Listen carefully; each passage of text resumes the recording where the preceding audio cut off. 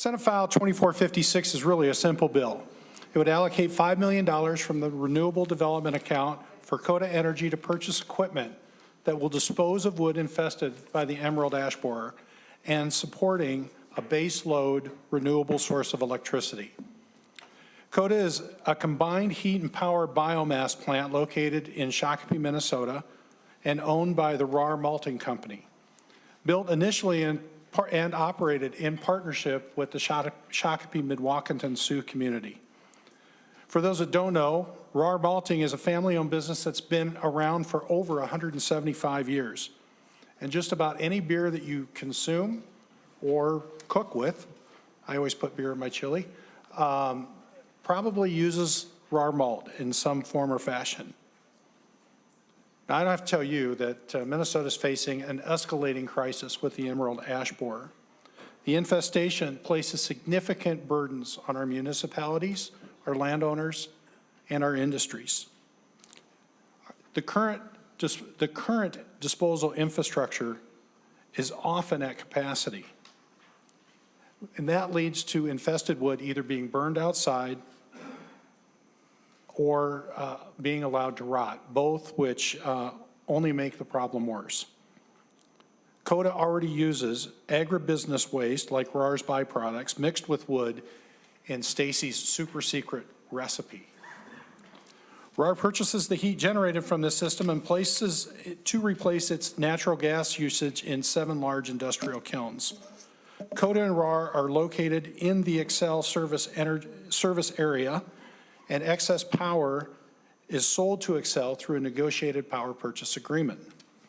My name is Stacy Cook. I'm the Vice President of Sustainability for RAR Corp, and also as part of that role, President of KODA Energy, the biomass heat and power plant in Shakopee. So Senator Pratt had mentioned that it's a very intensive, energy-intensive process, malting barley, both heat and electricity. When we came online with KODA Energy, we had eliminated the use of 90 billion cubic feet a month, approximately, of natural gas off our system and replaced with biomass heat. In 2023, I was down here requesting some funding. The legislature approved $3 million towards a wood dehydrator that is intended to add utilization of emerald ash borer in the metro area. That project today is in permitting. We do have a path forward through permitting, and the grant contracts through the MPCA will be coming soon. They've all been approved. So the 7-county metro area is in critical need of additional EAB infrastructure. In 2023, that legislation, they'll add some more utilization of the space. However, we don't have near enough processing. In 2023, the Cambian Carbon report that came out identified 530,000 tons a year, approximately, of just emerald ash borer waste in the 7-county metro. That was due to hit the ground for a period of several years. That'll stretch into the 2030s as far as removal. As that waste wood source wanes and the infestation moves on, we have budworm, we have oak wilt, we have many other invasive species and diseases hitting our forestry around the metro. We're going to continue to have a need for wood waste utilization. So through the newest report from Cambian Carbon, done for the Partnership of Waste and Energy, she was looking at the utilization. What capacity do we have to utilize wood waste in the 7-county metro? Of course, we have the pig's eye yard at about 250,000 tons a year. It's kind of pegged to the throughput of the St. Paul cogeneration biomass boiler. We have about 115,000 tons identified that would be coming online in the next couple of years. But of course, 375,000 tons leaves us far short of the 500 and some thousand tons of woody waste. A lot of the small arborists don't have their own chipping, grinding equipment. They just need a place to go and dispose of that material. So what we are proposing today is to construct a facility on the West Metro. We have the East Metro kind of covered with St. Paul Cogen's environmental wood supply wood yard at Pig's Eye. If we had something in the West Metro, something in the North Metro even, I would propose, but that's not what's on the list today. But the West Metro, similar processing capacity. The first 114,000 tons, of course, would go to our own heat and power project using that wood dryer when it's constructed.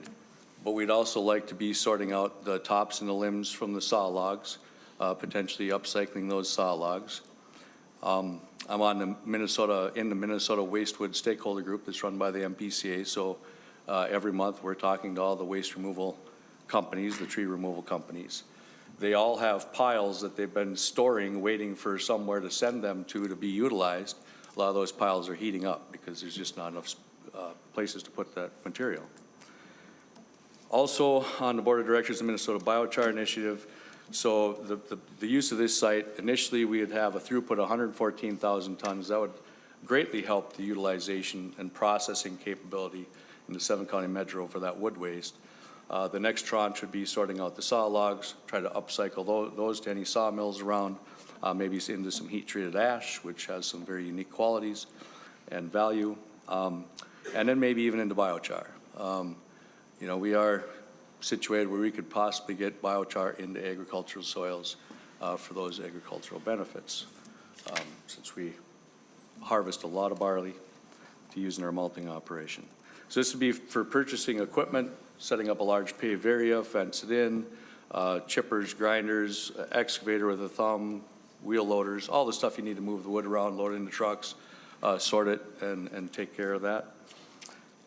I think what we've heard today is KODA Energy can be a reliable partner in eradicating the emerald ash borer while providing renewable baseload energy.